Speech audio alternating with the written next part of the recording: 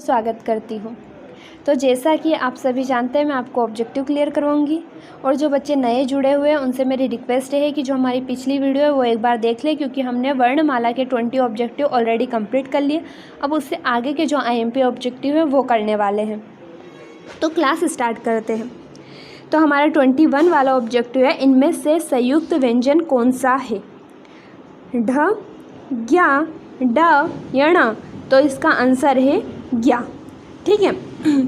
21 complete. अब 22 वाला objective, निम्नलिखित में से कौन सा वर्ण उच्चारण की दृष्टि से दंत नहीं है? मतलब जो मैं आपको ऑप्शन देने वाली हूँ उसमें से कौन सा ऐसा वर्ण है जो कि दांत से टच नहीं होता है बोलते वक्त? तो बताना, त, न, द या ट। तो इसका सही आंसर है ट। अब हमारा 23 ऑब्जेक्टिव, जिन शब्दों के अंत में आ आता है उन्हें क्या कहते हैं? पहला अनुस्वर, दूसरा आयोगवाह, तीसरा अंतस्थ स्वर, चौथा अकारांत। तो इसका सही आंसर है अकारांत। ठीक है। अब बात करते हैं हम हमारे 24 वाले ऑब्जेक्टिव की। अक्षा वर्ण किसके योग से बना है? कृश प्लस सा, क्र प्लस च, क्र प्लस छ, क्र प्लस स।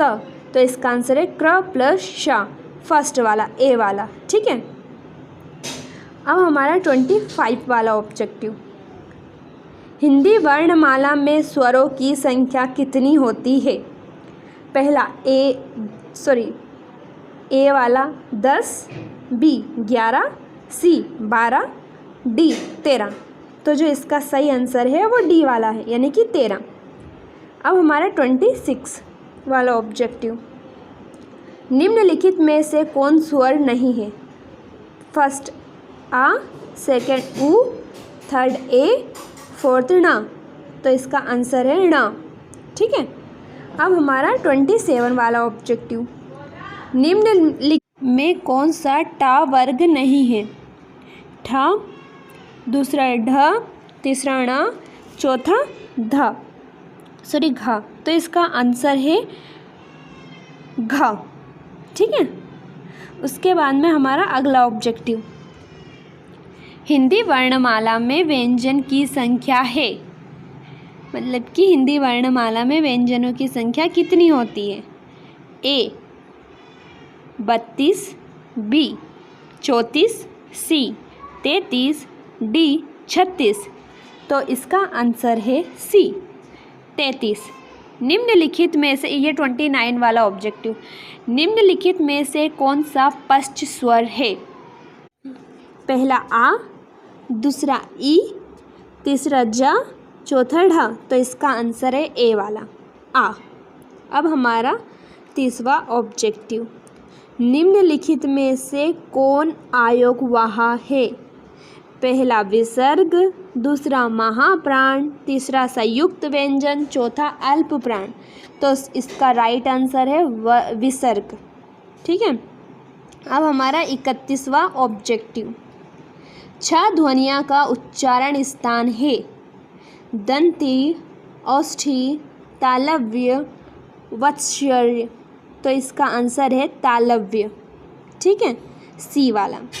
अब बात करते हैं हम 32वें ऑब्जेक्टिव की, निम्नलिखित में से कौन एक संयुक्त व्यंजन नहीं है? पहला छ, अक्षा, दूसरा श, तीसरा त्र, चौथा ज्ञ।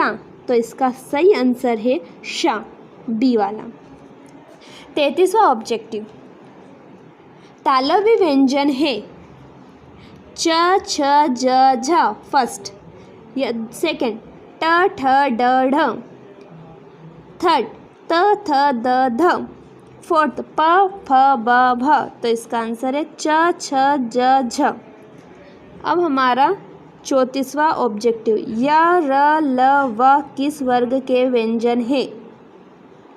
तालव्य, ऊष्म, अंतस्थय, औष्ठी। तो इसका आंसर है अंतस्थय।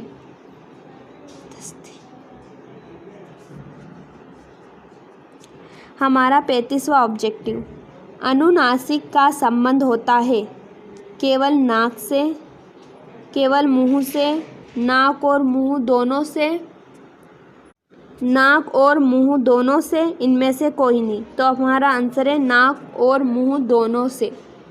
हमारा 36वां ऑब्जेक्टिव, अनुनासिक व्यंजन कौन से हैं?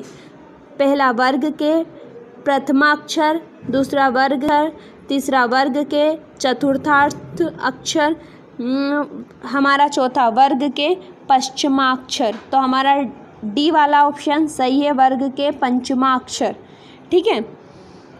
अब हमारा 37वां ऑब्जेक्टिव, हिंदी वर्णमाला में स्वरों की संख्या है। पहला 8, दूसरा 9, तीसरा 11, चौथा 14। तो इसका आंसर है 11। हमारा 38वां ऑब्जेक्टिव, कंठोष्ठी ध्वनि का उदाहरण है।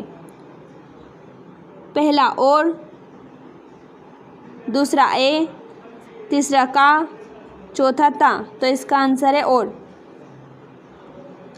अब हमारा 39वां ऑब्जेक्टिव, भाषा निर्माण की इकाइयों का सही अनुक्रम है।